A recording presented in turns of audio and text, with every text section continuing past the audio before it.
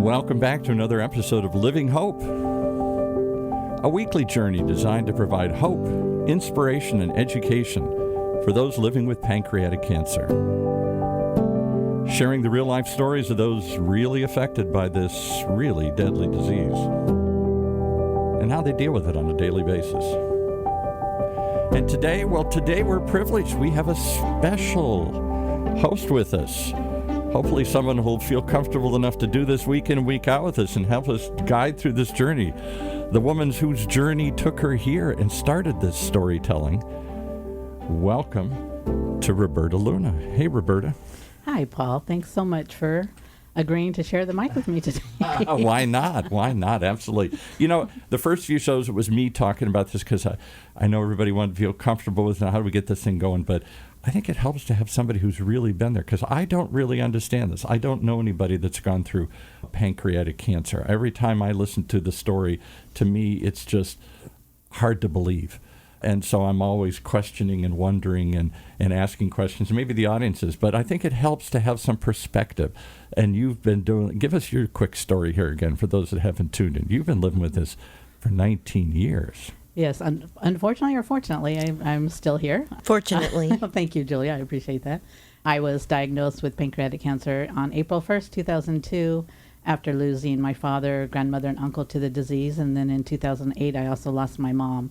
So I am actually the lone survivor of a family that's been diagnosed with pancreatic cancer. I wanted to do something more, and I appreciate, Paul, thank you very much, OC Talk Radio, for giving us this opportunity. And hopefully you guys will continue to tune in each week because we want to really share the other stories that are out there. Some maybe didn't end happily, but they still have something positive to say and to share. And I really hope you guys tune in every week. If you don't, you can also catch us on a podcast, which is awesome. That's right. You can binge backwards. You can listen to all of them. So who'd you bring with you today? Today I brought Julia, and I'm going to let her say her own last name because I have a tendency to screw up last names no matter how simple and how often I know them and can practice. So Julia, thank you for joining us today. Would you please introduce yourself? Sure. Thank you for having me. I am Julia Tominaga. Thank you. I knew I had it right, but, I know it was going to come out wrong, so I'd rather do it right the first time. Just real quick, I'm really out of my comfort zone here, so... You're doing fine so far. So far, so good. I guess if I can jump out of an airplane and fight pancreatic cancer, I guess I can do this, but we'll see. And your feedback is always welcome, so anybody wants to give us feedback, please feel free to do that. Julie, I know you have a great story, and I've actually really researched your brother, but I want to hear it from you, so if you would... just tell us a little bit about what brought you here today. What journey did you go with? Sure. My older brother, back in December 19th of 2008, I got a phone call from my dad, and my dad said that I'm taking your brother to the ER. He has some stomach pain. So I said, okay, let me know how it goes. And at about 3 p.m. that day, I was asked to come to the hospital, and the ER doctor said we found a mass on his pancreas. So my first thought was, okay, can we operate, remove this mass? And the look on the ER doctor's face kind of said it all. He said, well, I want your family to meet with the oncologist first. So, of course, that night I go home and I Google pancreatic cancer, and it was very scary. I didn't have a lot of hope. Like everybody, nobody knows where your pancreas does. Nobody knows where it's located. But I knew my brother had a mass on his pancreas. So the next day, the oncologist met with us and said he's got stage 4 pancreatic cancer that has metastasized to his liver. So I still said, what are we going to do about this? And the oncologist, who was... now I know he was awesome. He offered us options. He said we could do nothing. We could keep your brother comfortable, or we could do chemotherapy, or I can look into clinical trials. He said, I can't guarantee that he would qualify for any clinical trials, but I will look. So that night we talked to my brother, and I think he was in shock too. You know, when you get this news, it's a lot to process. He decided on chemotherapy. Back then, it was just, is it gemcitabine? Yes. Yes. There was no Abraxane with the gemcitabine, so it was just gemcitabine. My brother had long hair, and all he was worried about, well, two things. He wanted to, the chemotherapy was to slow the growth of the tumor so that there wouldn't be so much pain. He was more worried about losing his hair. Yeah, I can kind of go with that. That was one of my worries too. And when you're really thinking, you're thinking it's just hair. Right. But when you see it in the drain, it's a bit different. Right. You mentioned that they took your brother to ER. What symptoms did he have, or what was the reason they actually took him into the ER? The way my father explained it was stomach pain. But when I saw him, his stomach was very distended. And there's a word for it. Is it something like that? And back pain. That was it. And he had sustained a back injury while at work. He worked for the House of Blues. So the back pain wasn't something out of the ordinary. The stomach pain and the bloating, I guess, is what got him to the ER. What test did they do to determine that it was pancreatic cancer, and how long did it take them to get that diagnosis? What they told me that same day was they found a mass on his pancreas. And I guess that was through maybe a CT scan. So it must have been a Or fairly MRI. large mass. Do you know the size of it? I don't remember. Okay. My brother was not one. He wanted to know the facts. And he asked the doctor, am I going to die? And if so, how long do I have to live? And the doctor gave him 3 to 6 months. He was in a lot of pain. He lived 2.5 weeks after diagnosis. So, but watching him go through that, it was, and I remember the doctor saying, I wish I could tell you you have any other cancer. Yeah, I mean, I'm glad he didn't live 3 to 6 months with this pain. 2.5 weeks. Did he do any chemo during that time, or did he Yes. say? Did he? Okay. Yeah, Did he have any side effects or anything with the chemo? No. Did he keep his hair? His long. Yes. I heard long, gorgeous hair. Actually, I did a little research on your brother, and a lot of things that were mentioned was Curtis with the long hair. Yes. So he was able to keep his long hair during this time. Yep, absolutely. And during his 2.5 weeks, I mean, the last few days were rough, but he was in the hospital. He would walk to the cafeteria with my son Brennan. He would he shower on his own. We'd walk outside to the patio. So, like I said, we had great days, but the last few days were rough. How did this change your family as far as, get-togethers? Were you always close? Did this bring you closer? Did you tend to drift more apart? My parents were both alive when this happened. My mom was devastated. And she kept saying, there's no reason to smile. There's no reason to laugh anymore. Losing a child is the worst. And my brother was 48, and even though, still her child. Yeah. Bringing the family closer, I would say yes, it did. For me personally, after losing my brother, I just wanted to know more about the disease. I found the Pancreatic Cancer Action Network, and I immediately wanted to volunteer and try to make a difference, whether it's raising money, helping them with their event, doing something. Did you find that satisfying for yourself?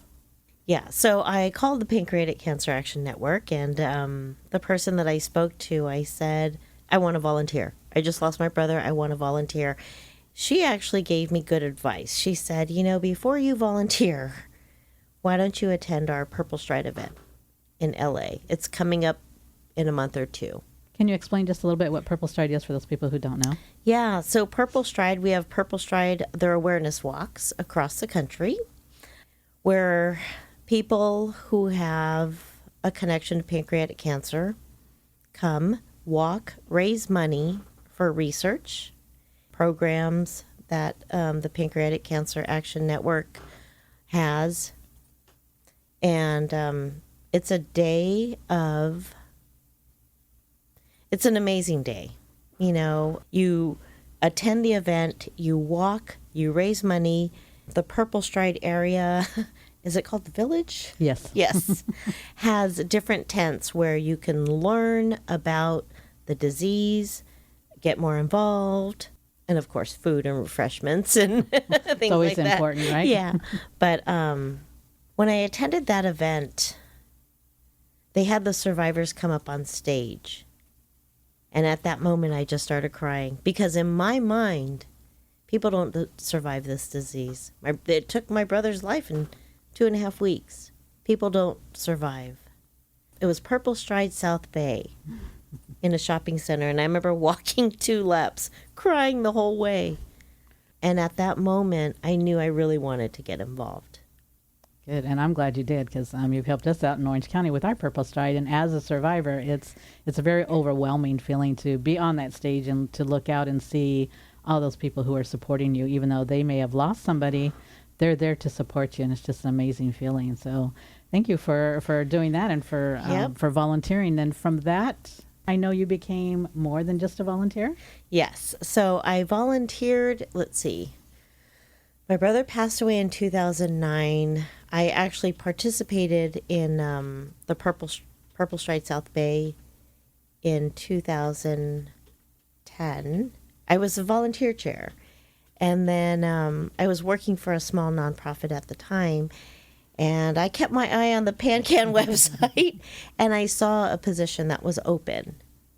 And it was in accounting. I do not have an accounting background, but I know the software that they use. So I started working for PanCan on July 5th, 2011. Oh, you have an anniversary coming up in a couple big of months, don't you? Yeah, there you go. 10 year? 10 years. Yeah, I did that math really quick. I'm proud of myself. It's not easy. Well, I know you mentioned your son, Brennan. Mm-hmm. And I want to congratulate him real quick on graduating high school. I cannot believe that little boy is doing that. I remember him very young. There's a photo that always catches my attention that you use quite a lot, and it's with Brennan and Curtis on a motorcycle. Mm-hmm. Was there any particular story or anything behind that photo, or is it just a favorite of yours? There's no real story, but I think that image really captures their closeness, their relationship. My brother, I don't know if marriage was in his cards, and even children, but he loved his nephews more than life itself. And Brennan losing his uncle, sorry. No, it's fine. It's a tough situation. Brennan losing his uncle at 5 years old. I mean, the 5 years that he had with his uncle and the closest is probably more than some people will have in their lifetime. Yeah. So I'm grateful for that.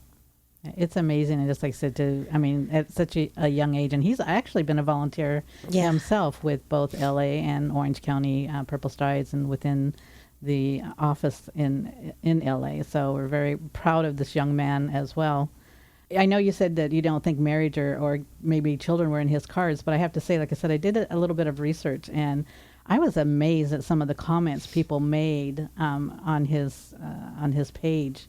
And one of them was, he is an example for my daughter as to what a man should be. And I thought that was just really amazing for somebody, to come out and say that. And some of the other things I read about him, he was just a very awesome person. And I just want to know, do you or your family ever ask why us, why him? All the time.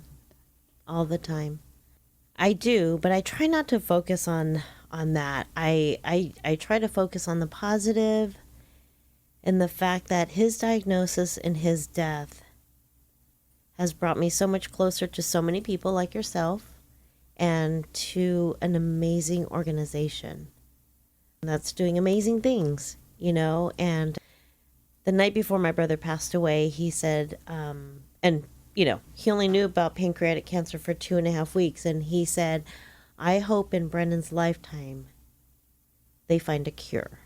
Wouldn't that be wonderful? So he's 18. We got to get on this. And that's what we're working towards. And the programs like this hopefully will help us bring more awareness to that.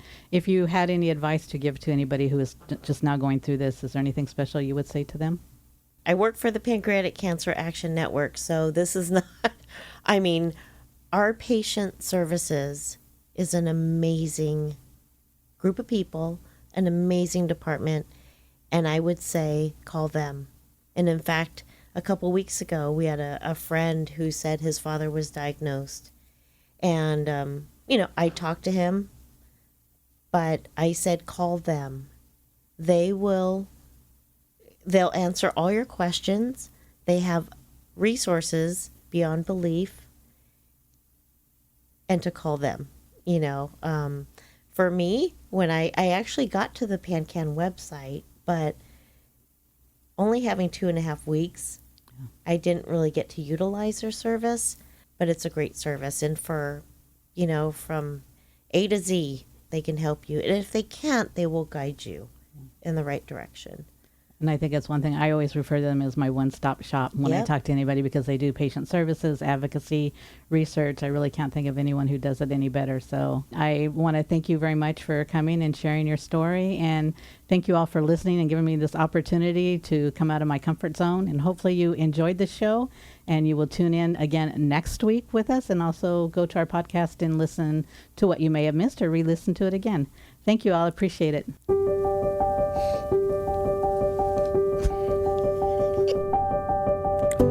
And there you have it, another reason to tune in each and every week to Living Hope. A weekly journey designed to provide hope, inspiration, and education for those living with pancreatic cancer, sharing the real-life stories of those affected by this disease and how they're dealing with it on a daily basis.